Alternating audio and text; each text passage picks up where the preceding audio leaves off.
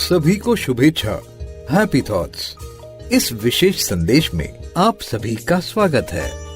आइए इस संदेश को ग्रहणशील होकर सुने और समझें। सवाल जो आते हैं, सवाल कैसे भी हो, मगर आपका ध्यान जवाब पर हो। वे ही जवाब हैं जो जगाते हैं। जवाब जो जगाएं वही जवाब है। अब उन सवालों को लेंगे।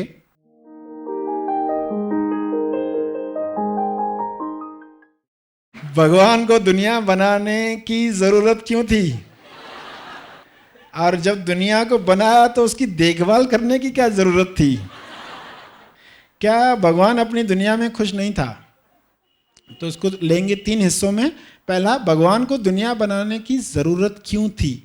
इंसान की सोच इसी शब्द से है, जरूरत। बुलबुल गीत गा रही है, क्या कोई पूछता है इसको जरूरत क्या है गाने की?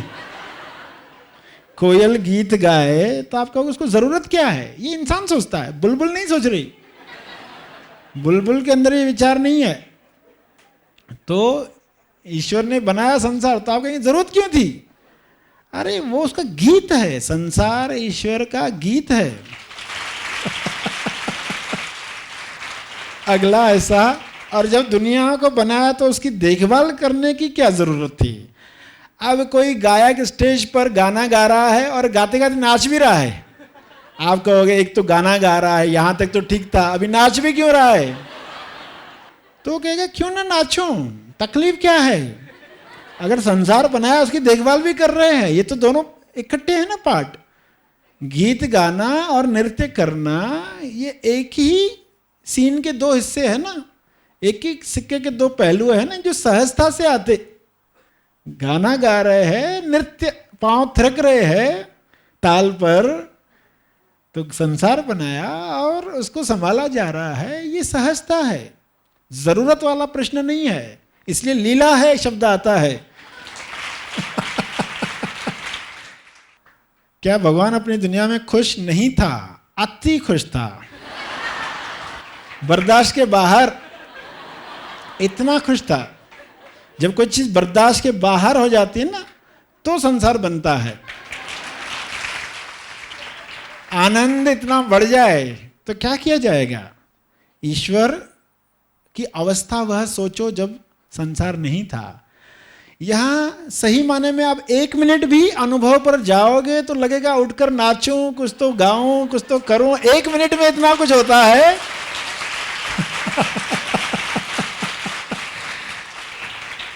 1 मिनट से इतने प्रवचन शिविर होते हैं, तो ईश्वर हजारों साल उस अनुभव में बैठा हुआ था।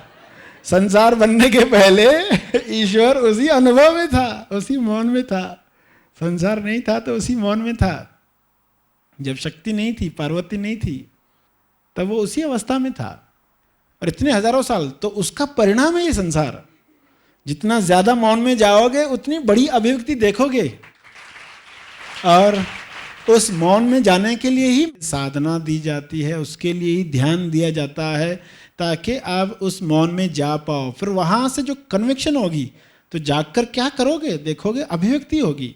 हजारों साल का इफेक्ट आया कि संसार बना।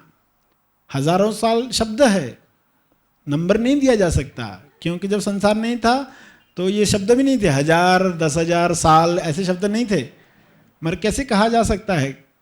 तो शब्दों में कहा जाएगा कि इतने साल अनुभव पे रहने के बाद वो कोई दुखी नहीं था कि संसार बनाया, बहुत दुखी है अभी संसार बनाते हैं। वो तो अति खुशी में बनाई हुई चीज है।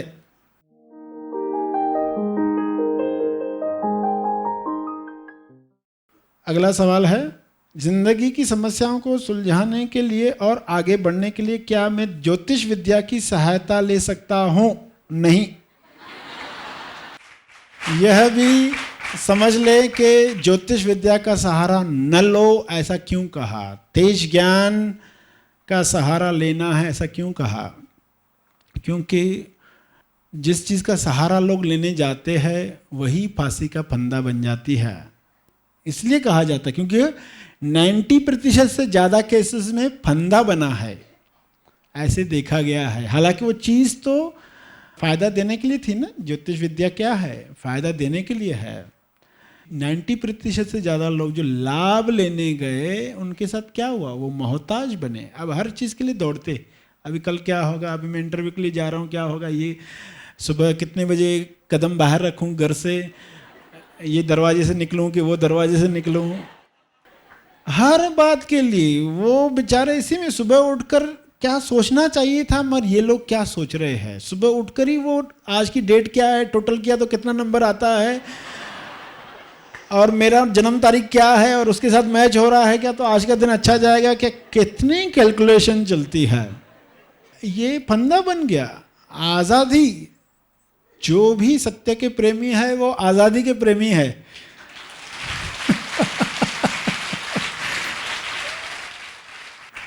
किसी पर्सन का बहुत क्रिटिकल केस होता है, कोई ऐसी परेशानी होती जो सालों साल से चलते आ रही है, कुछ लोग राहत चाहते ज्योतिष के पास जाते हैं। ऐसे केस में अलॉट किया भी जाए, मगर देखा जो गया है उसमें यह देखा गया है कि लोग उलझ जाते और कुछ ऐसी पंक्तियां सुनकर आते हैं जो चिपक जाती है ज्योतिषियों से। पहले तो बहुत अधूरे ज्ञान वाले मिल जाएंगे, ज्योतिष शास्त्र भी कहाँ पूरा नहीं जानते। जो भी पुस्तक पढ़ता है ज्योतिष का बताना शुरू कर देता है, क्योंकि उसको प्रैक्टिस करनी है ना, उसको प्रैक्टिस करनी है। तो जो मिलता है ना, तेरा हाथ दिखा, तेरा हाथ दिखा, तेरा बर्थडे बता, बर्थडे बता, उनको प्रैक्टिस करनी है। मगर वो अनजाने में ऐसा कुछ बोल देते हैं लोगों को कि वो बेचारे जिंदगी भर वो थॉट लेकर घूमते हैं, अरे उसने ऐसा कहा था मुझे। थोड़ा भी कार्य में विघ्न आया, हर एक के साथ होगा ही, कोई कार्य जल्दी आसानी से होता है, किसी में रुकावट आती है। जैसे रुकावट है, हाँ उसने भी कहा था ऐसा ही होगा, शनि तुम्हारा ठीक नहीं है तो ये होने वाला है। उसने भी ऐसा कहा कि कुछ साल परेशानी रहेगी, बाद में आदत पड़ जाएगी परेशानी की। तो वो बातें पकड़ लेता है इंसान।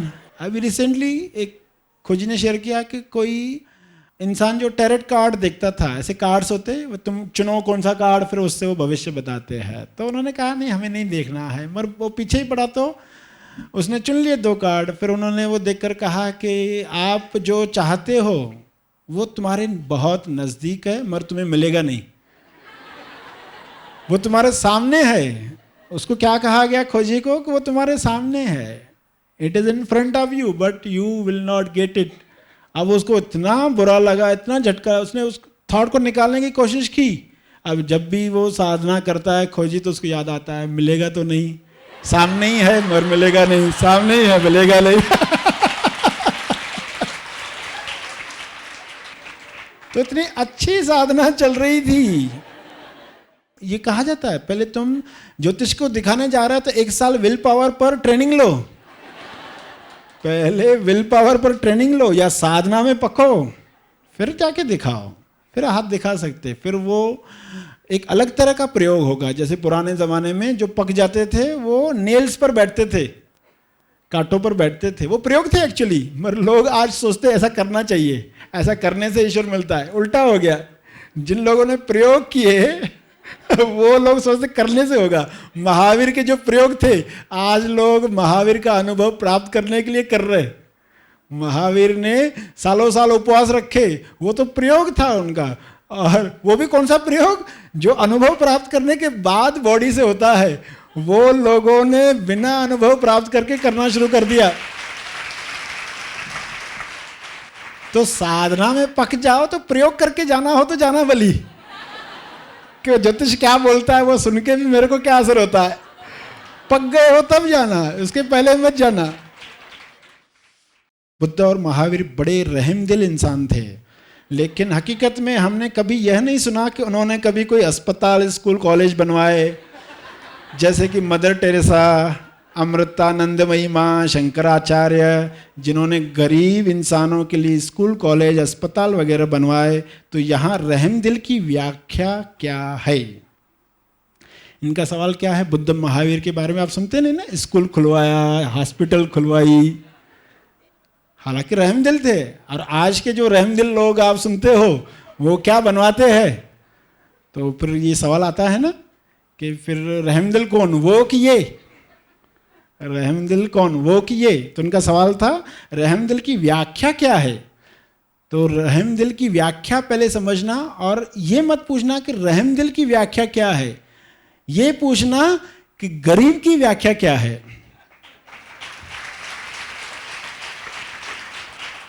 सवाल क्या था कि गरीबों के लिए स्कूल खुलवाए, धर्मशालाएं खुलवाई, हॉस्पिटल खुलवाई, गरीबों के लिए। तो गरीबों की परिभाषा समझे। बुद्ध गरीब किसको समझता है?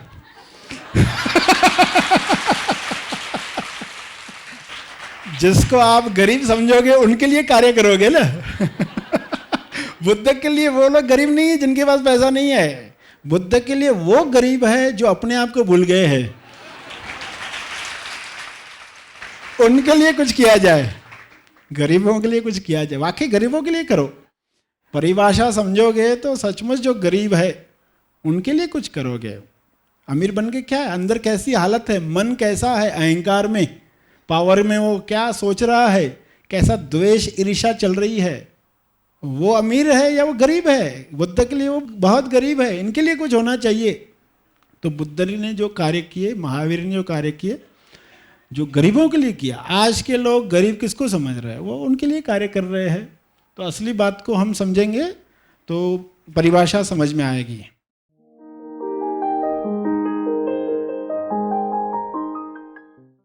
शैतान कहाँ से आता है, हमें शैतानी वृत्ति से कैसे आज़ादी मिले। शैतान कहाँ से आता है सवाल नहीं होना चाहिए, शैतान क्यों आता है।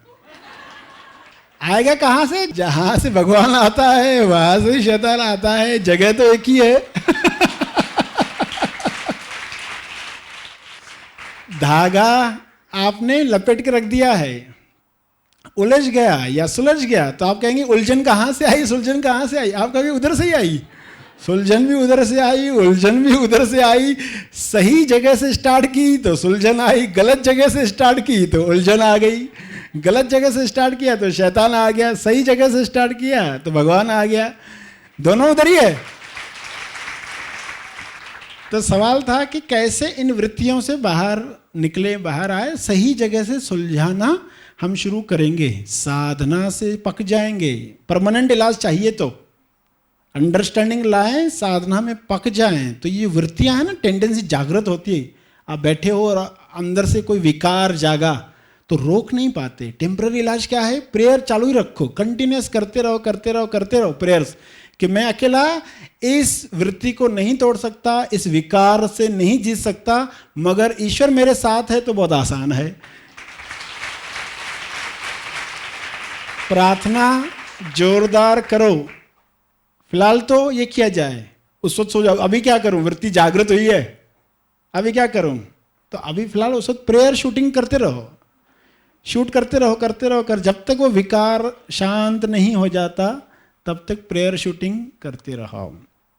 शंकर का अर्थ ही क्या, शांति करने वाला, श और कर, शांति करने वाला। तो जिस भी ईश्वर को मानते हैं कंटिन्यूस प्रेयर करते रहेंगे, उस वक्त तो उस विकार से शांति हो जाएगी। मगर ये विकार क्यों जागते हैं, क्या मान्यता है, उसको जानना होगा।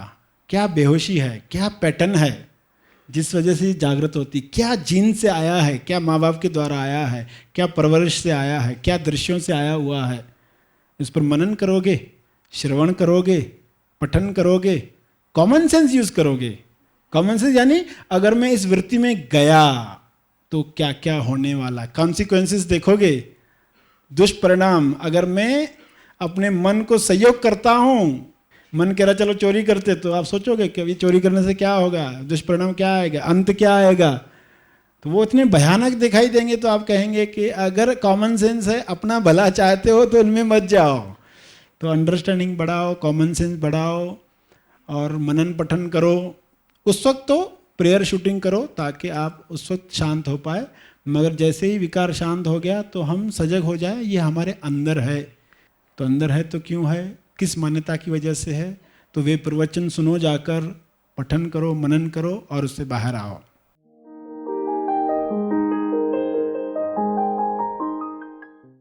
ऐसा क्या है जिस वजह से मन चीज़ों को पहचानता है, आंखें देखती है, कान सुनते हैं और जुबान बोलती है। ऐसा हमारे अंदर क्या है, वह है स्व साक्षी।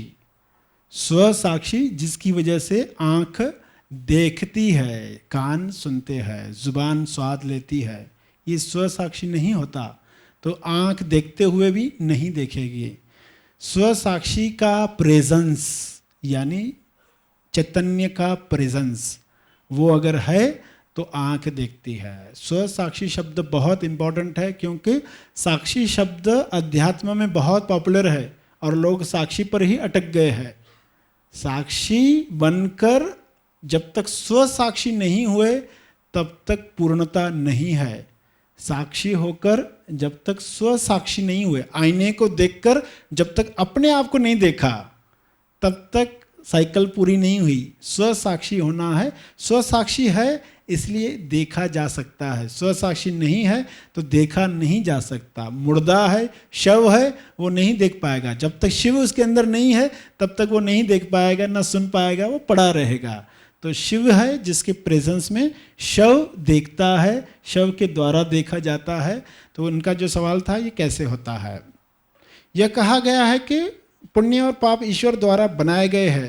तो जब हम पाप के बारे में बात करते हैं तो क्या हम ईश्वर को बुरा तो नहीं कह रहे? पाप ईश्वर के द्वारा बनाए गए और फिर हम क्या बोल रहे हैं? पाप के बारे में कुछ बोल रहे हैं, पाप बुरा है, या पाप के बारे में कुछ कह रहे, निंदा कर रहे पाप की, पाप न हो। तो क्या हम ईश्वर को बुरा नहीं कह रहे? यानी ईश्वर को बुरा कहना, इनका सवाल क्यों आया होगा? क्योंकि ईश्वर को बुरा कहना पाप है। पाप के बारे में कुछ बोल रहे हैं गलत, तो बोल रहे कि ईश्वर ने बनाया पाप, और हम पाप के बारे में बोल रहे हैं तो हम उसकी निंदा कर रहे हैं ईश्वर की। तो ईश्वर को लिए बुरा बोलना पाप है और पाप ईश्वर ने बनाया। पाप ईश्वर ने बनाया और पाप के लिए बुरा कहना यानी ईश्वर को बुरा कहना, और ईश्वर को बुरा कहना यानी पाप है। और पाप किसने बनाया? ईश्वर ने बनाया। और हम पाप की बुराई कर रहे हैं और ये करके हम ईश्वर की निंदा कर रहे हैं, और ईश्वर की निंदा करना पाप है। और पाप किसने बनाया? ईश्वर ने बनाया। साइकिल ही हो गई नहीं है।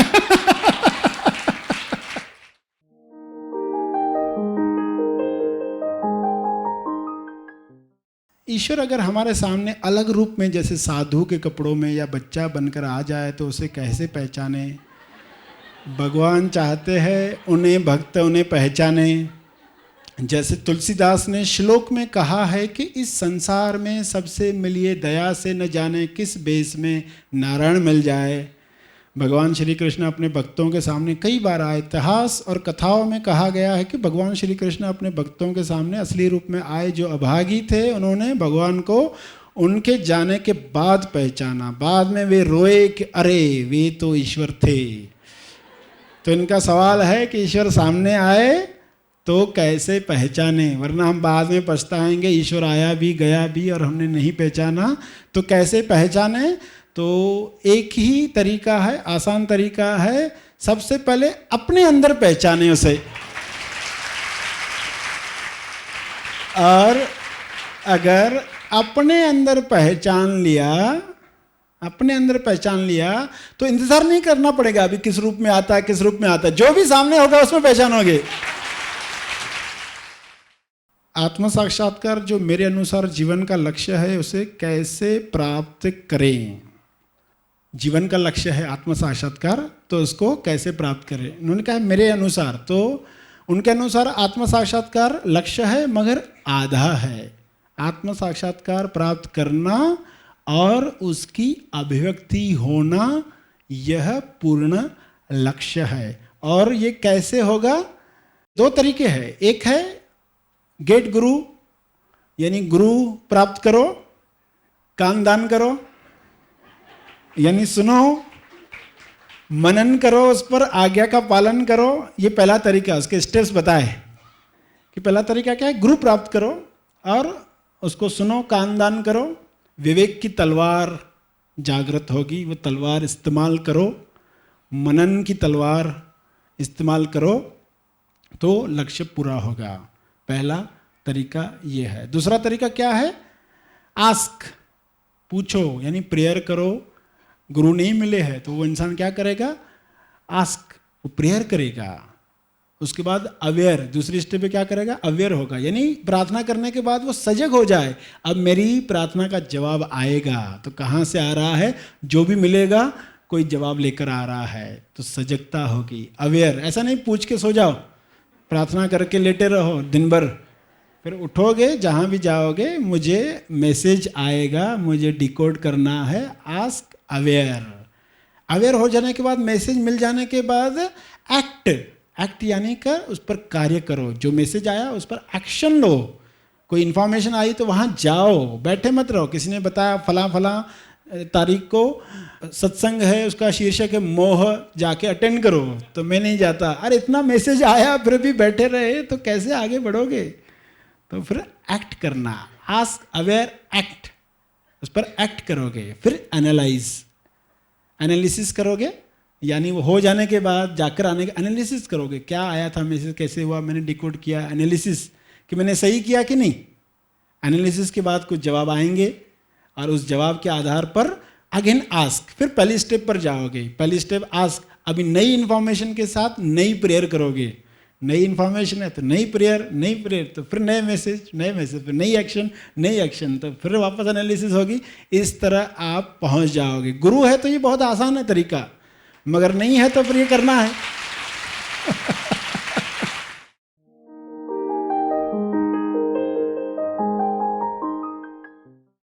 अगर हमें मालूम है कि इस दुनिया में हर चीज अस्थिर है तो हम जिंदा क्यों है? हम आत्महत्या जैसे आसान तरीकों से अपना जीवन खत्म क्यों नहीं कर देते?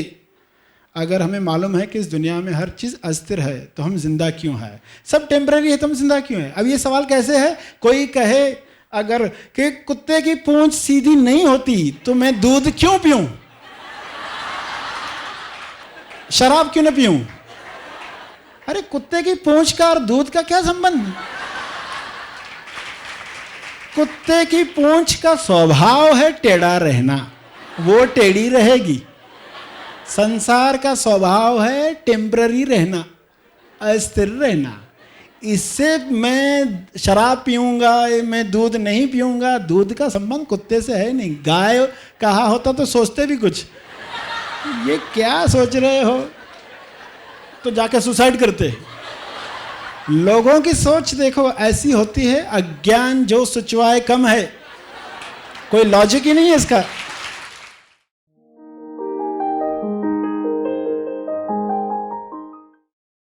मुझे चिरंजीव अमर बनना है तो क्या बाकी देवताओं की पूजा न करते हुए यमराज की पूजा करूं? चिरंजीवी अमर बनना है तो पूछ रहे हैं कि यमराज की पूजा करूं? जवाब है नो।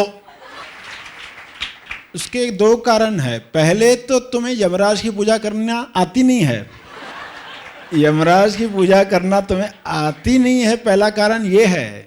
दूसरा कारण, तुम्हें चिरंजीवी अमर बनने की पूजा करने की आवश्यकता नहीं, क्योंकि हो।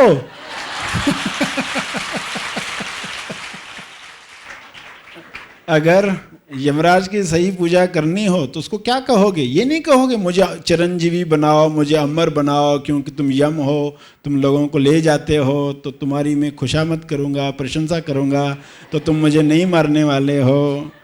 अगर सही पूजा करना जानते होते तो क्या कहते हो उसे? जल्दी मैं को मारो।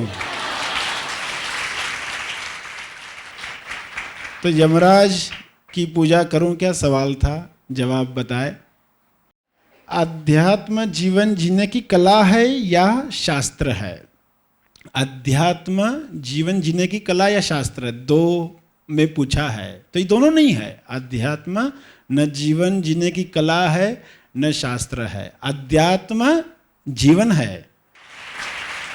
अध्यात्म आधि आत्मा, यानी जब ये संसार नहीं था, जब आत्मा परमात्मा ये दो नहीं थे, जब एक ही था, आदि आत्मा जब एक ही था, यानी जब शिव था, तो अध्यात्म यानी क्या? अध्यात्म यानी शिव। अध्यात्म यानी शिव है, अध्यात्म यानी जीवन है, शिव है यानी मंगल है, वही जीवन है।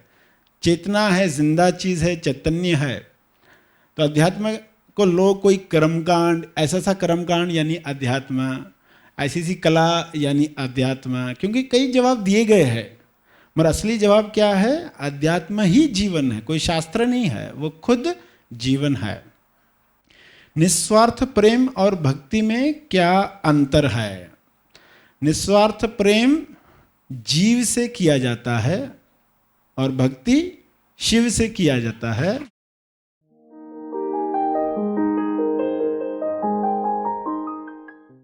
अगर मैं किसी व्यक्ति का प्रेम पाने के लिए उसके पीछे पीछे अध्यात्म के रास्ते पर चल पड़ूं तो उसे आप क्या कहेंगे?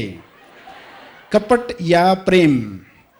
इनका सवाल क्या है? अगर मैं किसी व्यक्ति का प्रेम पाने के लिए उसके पीछे पीछे अध्यात्म के रास्ते पर चल पड़ूं, यानी जिससे प्रेम चाहिए वो अध्यात्म में जा रहा तो हम भी पीछे पीछे चले जाएंगे उसके, तो फिर ये क्या है? ये कपट है या प्रेम है? उनका ऐसा सवाल है। तो जवाब तुरंत नहीं दिया जा सकता, एंड रिजल्ट देखने के बाद दिया जा सकता है, क्योंकि पीछे पीछे चलने की जो आदत है वह आदत आगे टूटी कि नहीं टूटी? पीछे पीछे चलने की जो आदत है उस वजह से आ गया इंसान अध्यात्म में, और वो पूछ रहा है ये क्या है, क्योंकि वो थोड़ा सा जानना चाहता है, थोड़ा अहंकार को राहत देना चाहता है, कहीं मैं गलत तो नहीं कर रहा हूँ, उसको राहत चाहिए कि भाई कह दे ये प्रेम है इसलिए तुम कर रहे हो तो अच्छा लगेगा। मगर दोनों जवाब अभी नहीं दिए जा सकते जब तक एंड रिजल्ट नहीं देखी जाती, क्योंकि इंसान आ तो गया अंदर, मगर आदत कौन सी लेकर आया? क्योंकि जो आदत है आगे भी कोई और बात के पीछे निकल जाएगा, क्या भरोसा? आदत है ना, तो किसी और के पीछे निकल जाएगा, और फिर यदि खाई में गिरा या तो क्या होगा कि वो आदत टूट जाएगी, अध्यात्म में आया, या तो वो आदत टूट जाएगी या उस आदत की वजह से किसी और के पीछे जाएगा, खाई में गिरेगा, ये दो बात ही होगी। अगर वो आदत टूट जाए तो उसको कृपा कहना, नहीं टूटे तो दुर्घटना कहना।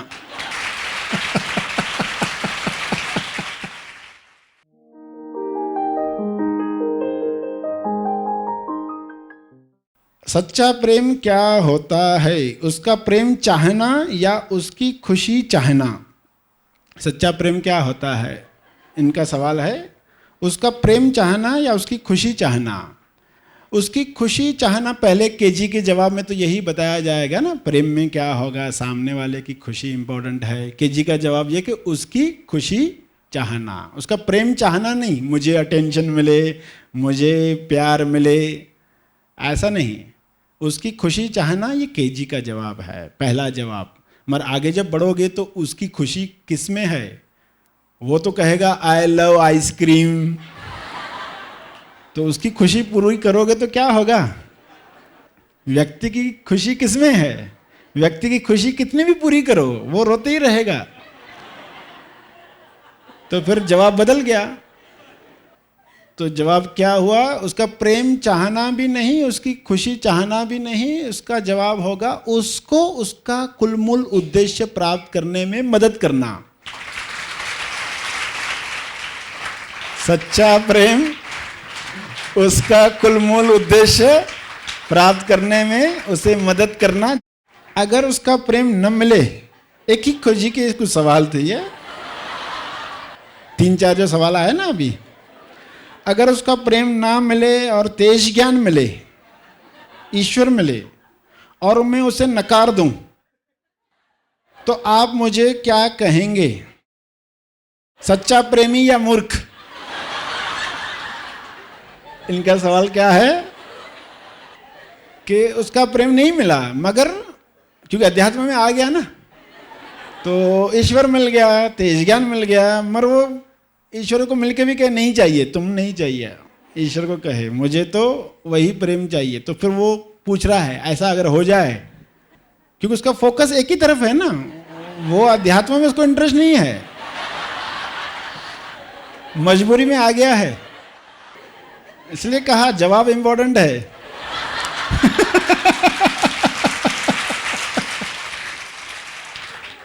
तो ये पूछ रहे हैं मैं उसे नकार दूं, ईश्वर को नकार दिया, नहीं चाहिए, तो मुझे क्या कहेंगे, सच्चा प्रेमी या मूर्ख? मगर सवाल को थोड़ा करेक्ट करना पड़ेगा। पहले तो अगर मैं उस ईश्वर को नकार दूं तो आप मुझे क्या कहेंगे, क्या होना चाहिए, मूर्ख या महामूर्ख?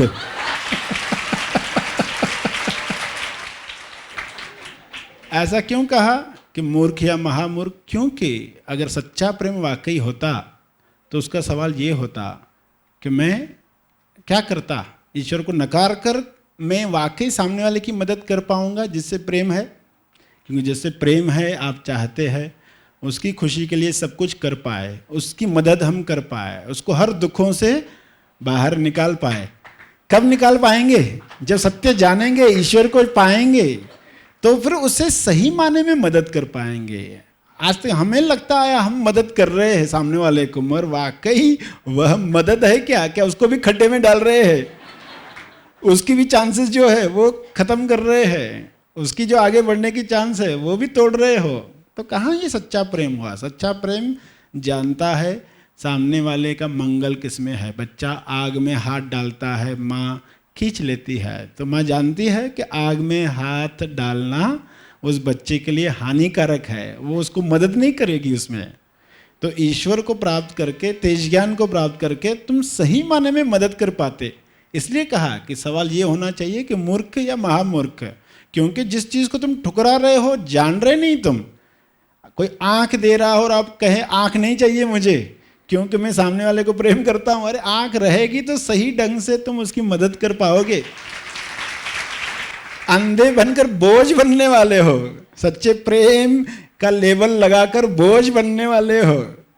गांधारी ने क्या किया? वो बोझ ही बनी। आंख बंद करके क्या होने वाला है? पति अंधा है तो तुम क्यों अंधी बन रही हो? तुम्हें आंख खोलनी चाहिए। तो फिर ये गलतियां होती है, जब अज्ञान है तो ऐसी गलतियां होती है।